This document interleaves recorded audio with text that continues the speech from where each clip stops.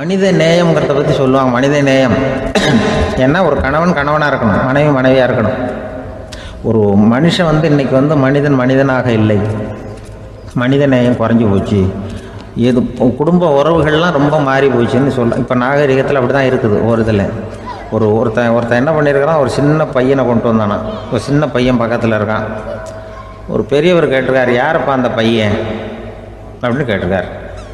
இவன் சொன்னான்னா, இந்த பையன் எனக்கு தூரத்து உறவுன்னு இருக்கான். சரி, தூரத்து உறவுன்னா எப்படி அப்படின்னு கேட்டிருக்கான். இந்த பையன் எங்கள் அப்பாவுக்கு 8வது புள்ள அப்படின்னானா.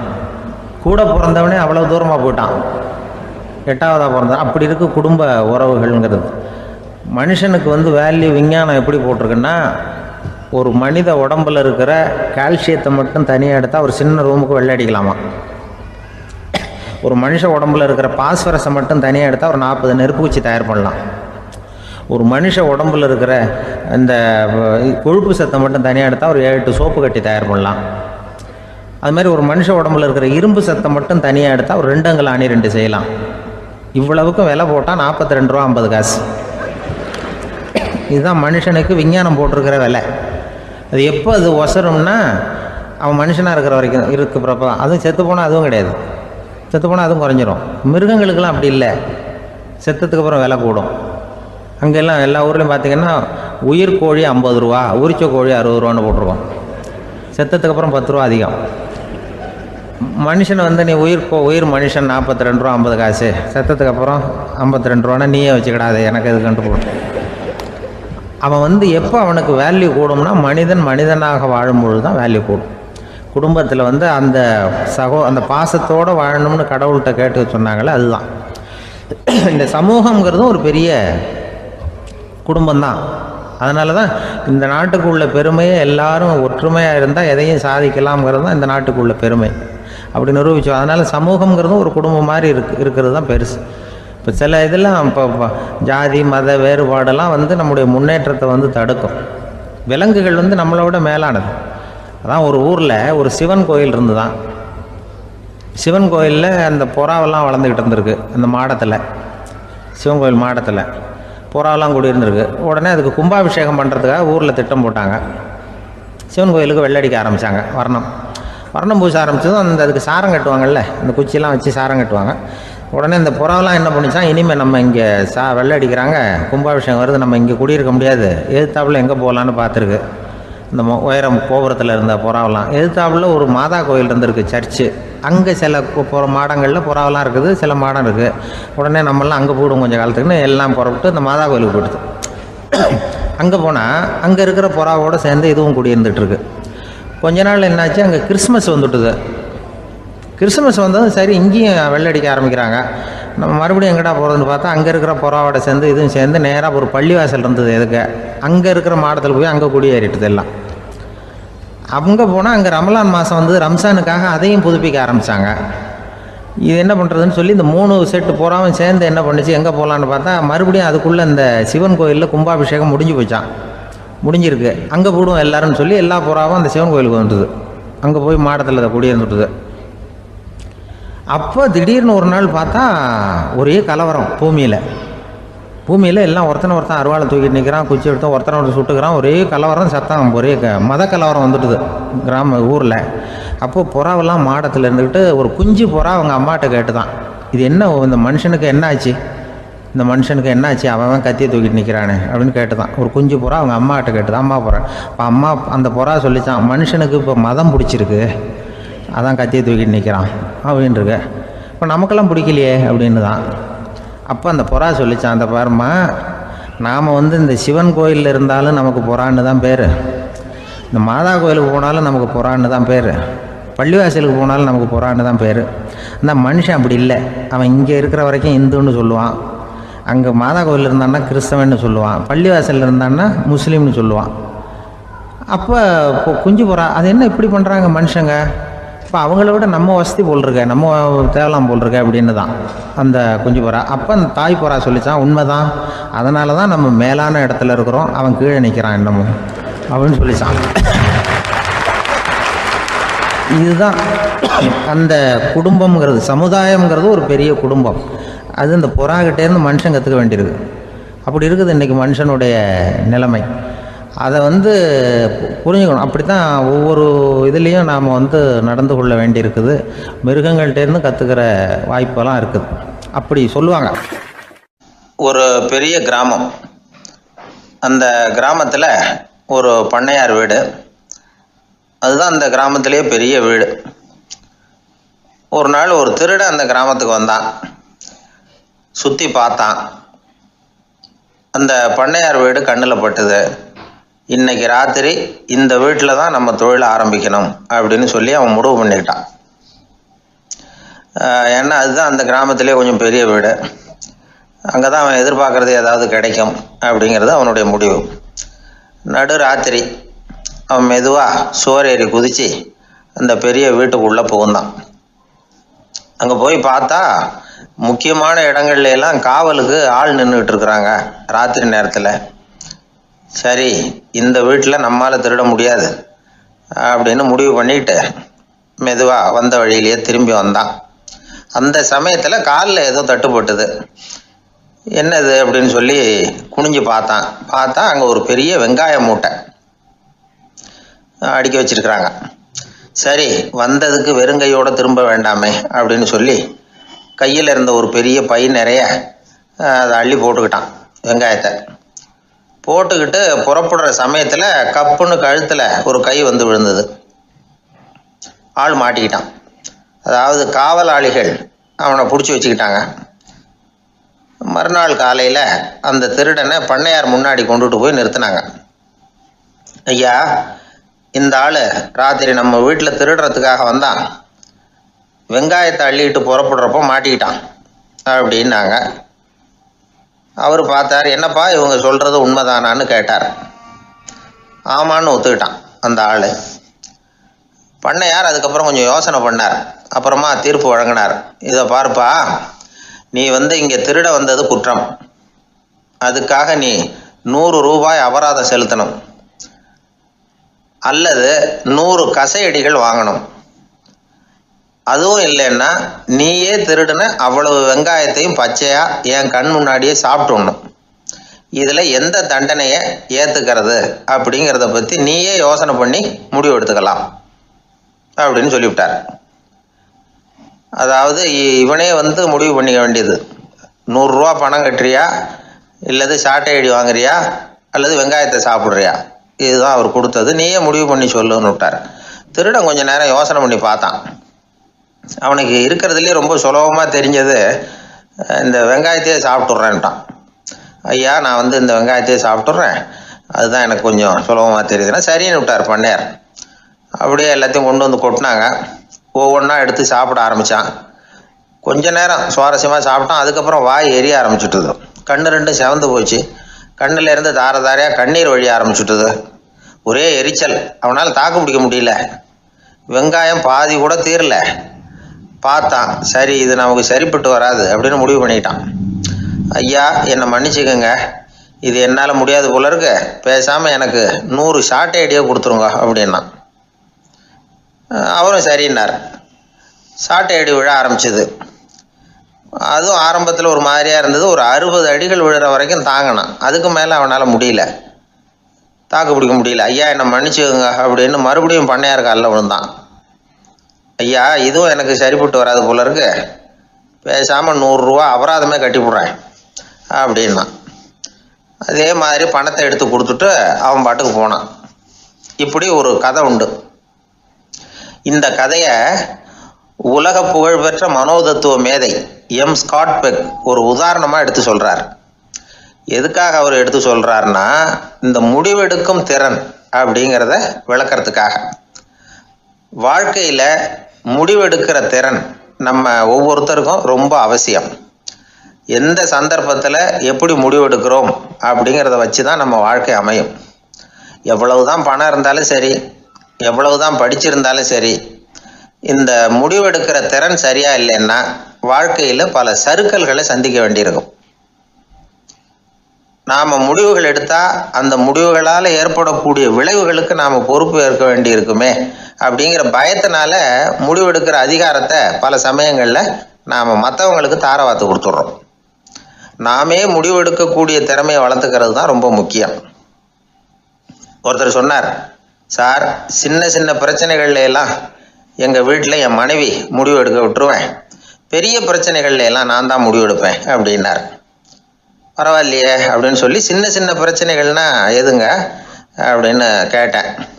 ஒன்றும் இல்லை, இந்த வீட்டு வருமானத்தை பெருக்கிறது எப்படி, வீட்டு செலவை சரி கட்டுறது எப்படி, வீட்டு செலவுக்கு வாங்கியிருக்கிற கடனை அடைக்கிறது எப்படி, இதெல்லாம் சின்ன சின்ன பிரச்சனைகள், என் மனைவிகிட்ட முடிவெடுக்கிற விஷயத்தை விட்டுருவேன்னார். பெரிய பிரச்சனை தான் நான் எடுத்துக்குவேன்னார். அப்படின்னா பெரிய பிரச்சனைன்னா எது சார் அப்படின்னு கேட்டேன். அது என்னென்னா, இந்த உலக பொருளாதாரத்தை மேம்படுத்துறது எப்படி, 21ஆம் நூற்றாண்டில் என்னென்ன சவால்களை சந்திக்க வேண்டியிருக்கும் உலகம், இதெல்லாம் நான் பார்த்துக்குவேன் அப்படின்னார். பாருங்க, இது பிரச்சனைகள்லேருந்து தப்பிக்கிற வழி. அதனால் வாழ்க்கையில் பிரச்சனைகளை சந்திக்கிறதுக்கு தயங்கக்கூடாது. அதே மாதிரி சரியான நேரத்தில் சரியான முடிவு எடுக்கிறதுக்கு நாம் கற்றுக்கணும். அது ரொம்ப முக்கியம். ஒரு அரசன், அவனுக்கு வயசாயிட்டுது. அதனாலேயே இந்த கவலை, பயம் எல்லாமும் அதிகமாயிட்டுது. மரண பயம், ராத்திரியில் சரியாக தூங்க முடியல, இப்படி ஆயிட்டுது நிலைமை. அந்த அரசன் ஏற்கனவே எப்படின்னா, போர்க்களங்களில் எத்தனையோ பேரை ஓட ஓட விரட்டி இருக்கிறான். இருந்தாலும் இப்போ அந்த துணிச்சல்லாம் எங்கேயோ போயிட்டுது. பேசாமல் படுத்துருக்கிறான். அப்படியே படுத்தாலும் தான் தூக்கம் வர மாட்டேங்குது. என்ன பண்ணலாம்னு யோசித்தான் இந்த மன்னன். உடனே எல்லா அமைச்சர்களையும் கூப்பிட்டான். எனக்கு நிம்மதி இல்லை, எதை நினச்சாலும் பயமாக இருக்குது, எனக்கு ஒரு ஆலோசனை சொல்லுங்க அப்படின்னா. என்ன ஆலோசனை வேணும் அப்படின்னு சொல்லி கேட்டாங்க. எனக்கு ஒரு நெருக்கடியான சந்தர்ப்பம் ஏற்பட்டு போச்சுன்னு வச்சுக்கோங்க. அந்த நேரத்தில் நீங்கள் யாருமே என் பக்கத்தில் இல்லை ஆலோசனை சொல்கிறதுக்கு அப்படின்னா, அந்த சமயத்தில் எனக்கு உபயோகப்படுற மாதிரி ஒரு வாசகம், பொன்மொழி ஏதாவது சொல்லுங்கள். அதை நான் என்னுடைய வைர மோதிரத்துக்கு அடியில் பதிச்சு வச்சுக்கிறேன் அப்படின்னார். தேவைப்படுறப்போ உதவும் அப்படிங்கிறதுனால. அவர் போட்டிருந்த மோதிரமும் அதுக்கு தகுந்த மாதிரியே திறந்து மூடுறது மாதிரி அமைஞ்சிருந்தது. ஏதாவது வாசகம் எழுதுனா உள்ற வச்சுக்கலாம், அதுக்கான வசதி அதில் இருந்தது. அமைச்சர்கள்லாம் யோசனை பண்ணாங்க, இது மாதிரி ராஜா கேட்குறாரு, என்ன வாசகம், அதாவது பொன்மொழி சொல்லலாம் அப்படின்னு எல்லாரும் யோசனை பண்ணாங்க. ஒருத்தருக்குமே சரியாக தோணலை, ஒரே குழப்பமாக இருந்தது. ஏன்னா நெருக்கடியான சமயத்தில் உபயோகப்படுறது மாதிரி ஒரு பொன்மொழி வேணும்னு சொல்லியிருக்கிறார். அப்படி இப்படி யோசித்து பார்த்தா ஒன்றுமே தோணலை. எல்லாரும் குழம்பிக்கிட்டு இருந்த நேரத்தில் ஒரு பெரியவர் அந்த பக்கமாக வந்தார். அவர் சொன்னார், நான் வேணும்னா அதுக்கு பொருத்தமாக ஒரு வாக்கியம் சொல்கிறேன், ஆனால் ஒரு நிபந்தனை. அதை யாரும் ரொம்ப ஆர்வம் காரணமாக அவசரப்பட்டு படிச்சிடக்கூடாது. அதை ரகசியமாக அந்த மோதிரத்துக்குள்ளே எழுதி வச்சுக்கணும். எப்போவாவது இக்கட்டில் மாட்டிக்கிற சமயத்தில் மட்டும், வேறு வழியே இல்லை அப்படிங்கிற நிலைமையில் மட்டும்தான் அதை திறந்து பார்க்கணும். அப்படி நீங்கள் இருக்கிறதா இருந்தால் நான் அதை சொல்கிறேன் அப்படின்னார் அந்த பெரியவர். சரின்னு ஒத்துக்கிட்டாங்க எல்லாரும். அதே மாதிரி அவர் ஒரு வாக்கியத்தை சொன்னார். அவர் சொன்ன வாக்கியத்தை ரகசியமாக மோதிரத்துக்குள்ளே பதிச்சு மூடியாச்சு. ராஜா அதை விரலில் மாட்டிக்கிட்டார். கொஞ்ச நாள் ஆச்சு. அந்த ராஜாவுக்கு ஒரு சோதனை வந்தது. என்ன சோதனைன்னா, அடுத்த நாட்டு மன்னன் படையெடுத்துக்கிட்டு வந்துட்டான். அவன் இவர்கிட்ட ஏற்கனவே தோற்று போனவன், ஒரு வெறியில் வந்திருக்கிறான். தோற்று போனவன் மறுபடியும் சண்டைக்கு வந்தால் எப்படி வருவானோ அப்படி வர்றான். ஒரு வெறியில் வந்தால் ஜெயிச்சுட்டான். என்னாச்சு இவரோட நிலைமைன்னா, நாட்டை இழந்துட்டார், எல்லாத்தையும் இழந்துட்டார். கடைசியாக ஒரு அடிபட்ட குதிரையில் ஏறி தப்பிச்சு போயிட்டார், வேறு வழி இல்லைன்னு. பின்னாடி துரத்திக்கிட்டு வராங்க. இவர் ஒரு மலை உச்சிக்கு போயிட்டார். அதுக்கும் அப்பால் போக முடியாது, ஏன்னா அந்த பக்கம் பயங்கர பள்ளம். உல்லாச பயணிகள் கண்டு கழிக்கிற இடம் அது. ஆனால் இவருக்கு அது சாவு பயணத்தின் வாசல், திரும்பவும் முடியாது. அவ்வளவு குறுகிய பாதை அது, வேறு வழியே இல்லை. இந்த நேரம் சூரிய ஒளி மோதிரத்தில் பட்டு மின்னிச்சு. உடனே இவருக்கு ஞாபகம் வந்தது. மோதிரத்தை திறந்து படிக்கிறார். அதில் இருந்த வாசகம், இந்த நிலையும் மாறிவிடும், this too will pass away. அவருக்கு ஒரு தைரியம் வந்தது. பின்னாடி வந்தவங்களும் திசை மாதிரி வேற எங்கேயோ தேடி போயிட்டாங்க. அவங்க விரட்டிக்கிட்டு வரலன்னா இவ்வளவு அழகான ஒரு இடம் இருக்கிறதே எனக்கு தெரியாமல் போயிருக்குமேன்னு நினைச்சார். இவ்வளவு அழகை ரசிக்கிறதுக்காக ஒரு நாட்டையே கூட இழக்கலாம்னு தோணுச்சு அவருக்கு. அமைதியாக அந்த அழகை ரசித்தார். எதிரிகள்லாம் எங்கேயோ போயிட்டாங்க. மன்னர் நாடு திரும்பினார். மறுபடியும் படைகளை திரட்டினார். கொஞ்ச நாளில் படை எடுத்துக்கிட்டு போனார். யாருக்கிட்ட தோற்று போனாரோ அவரையே வெற்றி கண்டு திரும்பி வர்றார். வரவேற்பு விழா பிரமாவப்படுது. ஆடல் பாடல் கோலாகலம். இதை பார்த்ததும் அந்த ராஜாவுக்கு தலைகால புரியல. நம்மளை இனிமேல் யாராலையும் ஜெயிக்க முடியாதுன்னு நினைச்சார். அகம்பாவம் லேசாக எட்டி பார்த்தது. இப்போ மறுபடியும் சூரிய ஒளிப்பட்டு மோதிரம் மின்னிச்சு. அதை திறந்து மறுபடியும் படிக்கிறார். இந்த நிலைமையும் மாறிவிடும். This too will pass away. அவ்வளவுதான். அவர் மனசு அடங்க ஆரம்பிச்சுட்டுது. ஆணவம் போயிட்டுது. இதிலேருந்து நாம் தெரிஞ்சுக்க வேண்டியது என்னென்னா, எந்த சூழ்நிலையிலையும் நாம் கவலைப்பட வேண்டியதில்லை. ஏன்னா இங்கே எதுவுமே நிரந்தரம் இல்லை. அந்த ராஜா மாதிரியே நம்ம ஆள் ஒருத்தன் ஒரு மோதிரம் போட்டிருந்தான். அதுக்குள்ளே அவன் எழுதி வச்சிருந்த வாசகம் எதுக்கும் கவலைப்படாதே அப்படிங்கிறது தான். ஒரு நாள் பயங்கரமான கவலையோடு உட்காந்துருந்தான். பக்கத்தில் இருந்தவங்க சொன்னாங்க, இது மாதிரி சந்தர்ப்பத்தில் தான் நீ உன் மோதிரத்தை திறந்து பார்க்கணும்னாங்க. இவனுக்கு கவலையோடு எரிச்சலும் சேர்ந்துக்கிட்டது. அது எப்படி முடியும்? இப்போ திருட்டு போனது என்னோட அந்த மோதிரம் தானே அப்படின்னு சொல்லிவிட்டு தலையில் கை வச்சுட்டு உட்காந்துட்டான். இப்படிலாம் சொல்கிறது உண்டு. இருந்தாலும் நாம் எந்த சூழ்நிலையிலையும் கவலைப்பட வேண்டியதில்லை அப்படிங்கிற உண்மையை புரிஞ்சுக்கணும். அப்படி கவலையை வெல்றதுக்கான வழி தெரிஞ்சுட்டதுன்னா வாழ்க்கையில் வெற்றி நிச்சயம். இந்த உலகத்தில் எத்தனை வகையான மனிதர்கள் இருக்கிறாங்க? ஒவ்வொரு மனிதனுமே ஒவ்வொரு வகை அப்படிங்கிறாங்க விஞ்ஞானிகள். மனிதர்களை 3 வகையாக பிரிக்கலாம் அப்படின்னு சொல்கிறாங்க மெய்ஞானிகள். இவங்களை பற்றிலாம் ஏற்கனவே நாம் பேசியிருக்கிறோம். இப்போ டாக்டர் எட்வர்டு பேட்ச் அப்படிங்கிற நிபுணர் என்ன சொல்கிறார் தெரியுமா? மனிதர்களை 7 வகையாக பிரிக்கலாம்ங்கிறார். மனிதர்களின் மனநிலை அடிப்படையில் அவங்கள 7 விதமாக வகைப்படுத்துகிறார் அவர். சரி, அது என்ன 7 வகை? முதல் வகை என்னன்னா, பயந்த குணம் உள்ளவங்க. சார் ரொம்ப பயந்த சுபாவம், வீட்டில் கூட வாயே திறக்க மாட்டார், சாப்பிட போகிறப்ப மட்டும்தான் கொஞ்சம் வாயை திறப்பார், அப்புறம் மூடிக்குவார் அப்படின்னு சில பேரை பற்றி நாம் பேசிக்கிறது உண்டு. இவங்கெல்லாம் இந்த வகை, அதாவது பயந்த குணம் உள்ளவர்கள் அப்படிங்கிற முதல் வகை. சரி, 2வது வகை என்னன்னா, சஞ்சலப்படுகிறவர்கள். எதுக்கு எடுத்தாலும் கலக்கம், குழப்பம், இப்படியே காலம் தள்ளிட்டு இருப்பாங்க. பல பேர் பார்த்துருப்பீங்க. அவங்கெல்லாம் இந்த வகை. 3வது வகை என்னன்னா, யதார்த்த உலகை மறந்து கற்பனை உலகத்திலேயே மிதக்கிறவங்க. இளைஞர்கள், கவிஞர்கள், இப்படி பல பேர் இருக்கிறாங்க. எப்போ பார்த்தாலும் கற்பனை உலகத்திலேயே மிதந்துக்கிட்டு இருப்பாங்க. கிட்டத்தில் போய் என்னங்க ஒரு மாதிரியாக இருக்கிறீங்க அப்படின்னு கேட்டு பாருங்க. அவங்களெல்லாம் ஏதோ ஒரு அற்ப புழுவை பார்க்குறது மாதிரி அவங்கள பார்ப்பாங்க. அதுவும் அந்த வானத்து நிலாவை பாருங்கள், அது என்னை வா வான்னு கூப்பிடுது, எனக்கு சீக்கிரத்தில் ஒரு நாள் சிறகுகள் முளைக்கும், சிறகடித்து வானத்தில் பறந்து போவேன், அந்த செல்ல நிலாவை கொஞ்சிவிட்டு வருவேன், இப்படிலாம் பேசிகிட்டு இருப்பாங்க. கொஞ்சிறது அப்புறம் இருக்கட்டும், இப்போ கஞ்சிக்கு வழியே பாருப்பா அப்படின்னா அதை காதில் வாங்க மாட்டாங்க. நாம் ஏதோ இந்த உலகத்தை அனுபவிக்க தெரியாதவர்கள் மாதிரி நம்மளை அவங்க கவனிப்பாங்க. இப்படி ஒரு ரகம். 4வது வகை மனிதர்கள் எப்படின்னா, இவங்க தனிமை உணர்வு மிக்கவர்கள். இவங்க மற்றவங்களோட இயல்பாக நெருங்கி பழகிறதில்ல. தான் உண்டு தன்னுடைய வேலை உண்டுன்னு இருந்துட்டு போகிறவங்க. அடுத்த வீட்டில் இருக்கிறவர் யார் அப்படின்னு கேட்டால் கூட அடுத்த வீடுன்னு ஒன்று இருக்கா அப்படிங்கிறது மாதிரி நம்ம முகத்தை பார்ப்பாங்க. அவங்ககிட்ட மேற்கொண்டு நாம் என்னத்தை பேச முடியும்? இப்படி ஒரு வகை. 5வது வகை மனிதர்கள் எப்படின்னா, இவங்க மற்றவங்க செல்வாக்குக்கு உட்பட மறுப்பவர்கள். அடுத்தவங்களோட செல்வாக்குக்கு இவங்க ஆட்படுறதில்ல. நான் யார் தெரியுமான்னு கேட்டால் அதை தெரிஞ்சுட்டு எனக்கு என்ன ஆக போகுதும்பாங்க. இவங்கெல்லாம் அந்த ரகம். 6வது வகை மனிதர்கள் எப்பவும் எதுலேயும் பற்றில்லாமல் இருக்கிறவங்க. இது ஒரு துறவு மனப்பான்மை. இயல்பாகவே சில பேர் இப்படி உண்டு. அவங்களுக்கு எதுலேயும் ஒரு ஈடுபாடு இருக்காது. அப்படிப்பட்டவங்கெல்லாம் 6வது வகை. 7வது வகை மனிதர்கள் மற்றவங்க கவலையை தன்னுடையதாக ஆக்கிக்கிட்டு கவலைப்படுறவங்க. இவங்கெல்லாம் மகாத்மாக்கள். தாம் வேறு அடுத்தவங்க வேறு அப்படிங்கிற எண்ணம் இவங்களுக்கு வர்றதில்லை. அதனால் அடுத்தவங்களுக்கு ஒரு துன்பம் வந்ததுன்னா இவங்களால சும்மா இருக்க முடியறதில்லை. ஆகக்கூடி இப்படி 7 விதமான மனிதர்களை அடையாளம் காட்டுறார் அந்த நிபுணர்.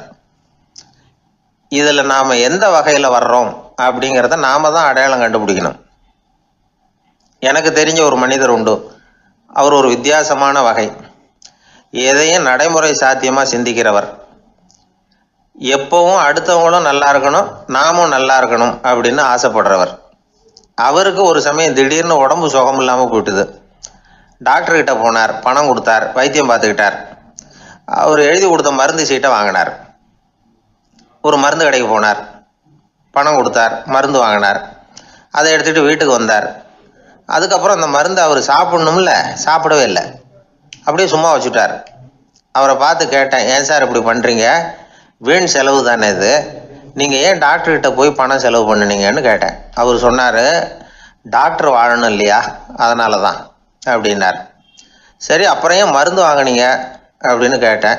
மருந்து கடைக்காரர் வாழணும் இல்லையா, அதனால தான் அப்படின்னார். சரி, அப்புறம் ஏன் வாங்கின மருந்து சாப்பிடாம வச்சுட்டீங்க அப்படின்னதுக்கு, நான் வாழணும் இல்லையா, அதனால தான் அப்படின்னார். இவர் வாழ்க்கையை புரிஞ்சுக்கிட்டவர். இப்படி வாழ்க்கையை புரிந்து கொண்டு வாழ தெரிஞ்சுக்கணும். எந்த வகை மனிதர் நாம் அப்படிங்கிறத புரிஞ்சுக்கிட்டு வாழ்ந்தோம்னா வாழ்க்கையில் வெற்றி நிச்சயம். குடும்பத்தில் ஒருத்தர் அனுசரிப்பு தன்மைங்கிறது ரொம்ப அவசியம்.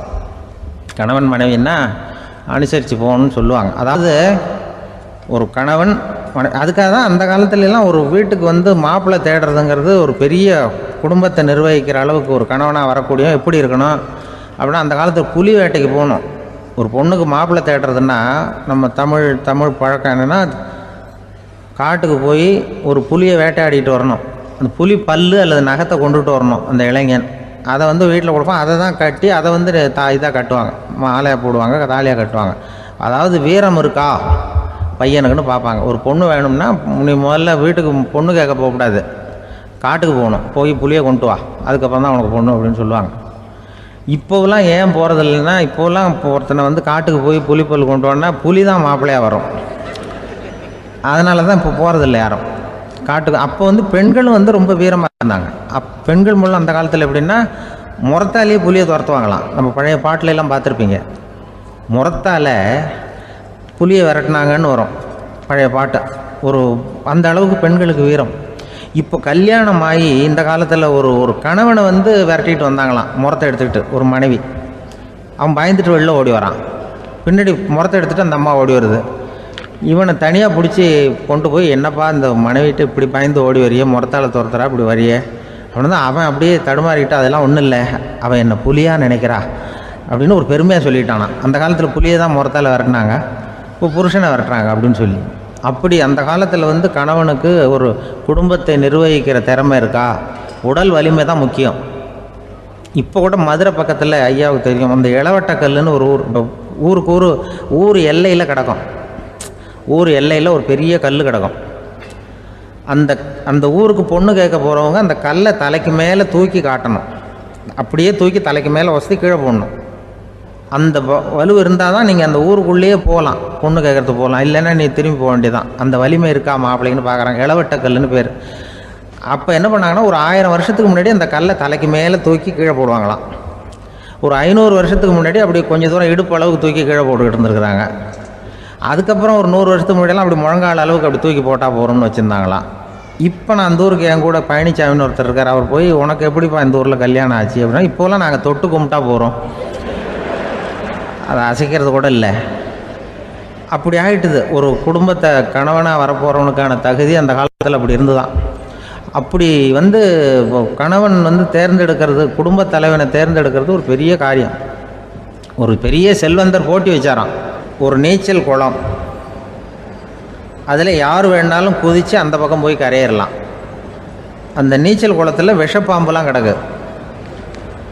யார் துணிஞ்சி அந்த விஷப்பாம்பு இருக்கிற குளத்தில் குதித்து அந்த பக்கம் போய் கரையேறானோ அவனுக்கு ஒரு 100 ஏக்கர் நிலம் கொடுப்பேன், அது வேண்டான்னா ஒரு 1000 ஆடு கொடுப்பேன், அதுவும் வேண்டான்னா என் பொண்ணை கொடுப்பேன் அப்படின்னு போட்டி வச்சார். அதான் மாப்பிள்ளையை தேர்ந்தெடுக்கிறதுக்கு அவர் ஒரு வழி, நீச்சல் குளத்தில் குதித்து கரையேறணும். இப்போ அந்த ஊரில் இருக்கிற இளைஞர்கள்லாம் வந்து பார்க்குறாங்க அந்த குளத்தில் குதிக்கணும்னு. ஆனால் குளத்தில் வெறும் விஷப்பாம்புலாம் கிடக்கு. இது என்ன பண்ணுறதுன்னு பார்த்தா யாருமே குதிக்கிறதுக்கு தைரியம் வரல. திடீர்னு ஒருத்தன் துணிஞ்சு குதித்தான், படப்படப்படன்னு அடிச்சுட்டு போய் அந்த பக்கம் கரையேறிட்டான். கரையேறின உடனே பரவாயில்லையே ஒரு ஆள் வந்துட்டான்னு சொல்லி அவனை அந்த இளைஞனை போய் பிடிச்சிட்டு வந்தாங்க. அந்த பெரியவர் கேட்டார், ஏப்பா இவ்வளவு பெரிய விஷப்பாம்பெல்லாம் கிடக்கிற நீச்சல் குளத்தில் நீ துணிஞ்சு குதித்து கரையேறி இருக்கிற, உனக்கு என்ன 1000 ஏக்கர் நிலம் கொடுத்துறவா, 100 ஏக்கர் நிலம் கொடுக்கவா சொல்கிறபடி அப்படின்னா, வேண்டாம் சார்ன்றிருக்கான். ஓஹோ அப்படின்னா ஒரு 1000 ஆடு வேணுமா உனக்கு அப்படின்னா அதுவும் வேண்டாம் சார். ஓ அப்படின்னா என் பொண்ணு வேணுமா அப்படின்னா அதுவும் வேண்டாம் சாருங்கிறான்.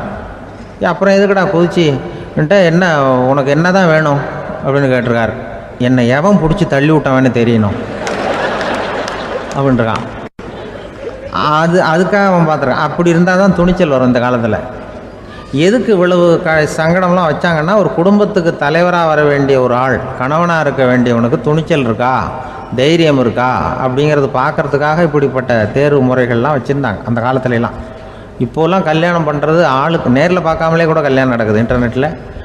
இப்போ சர்டிஃபிகேட் கேட்குறாங்க, நோய் நொடி இல்லாமல் இருக்காரா பாரு. காட்டுக்கெலாம் போக வேண்டாம், நேராக ஆஸ்பத்திரிக்கு போய் ஒரு சர்டிஃபிகேட் வாங்கிட்டு வா, உனக்கு ஒன்றும் வியாதி இல்லைன்னு ப்ரூவ் பண்ணு, அதுக்கப்புறம் பார்த்துக்கலாம், மற்றதை பேசுவோம் அப்படின்னு சொல்லி அப்படி இருக்குது நிலைமை. அதனால் குடும்பத்தில் அந்த கணவனாக இருக்கிற வேண்டியவனுக்கு பொறுப்பு அதிகம். ஏன்னா எல்லாத்தையும் அனுசரித்து போக வேண்டியதாக வந்தான்.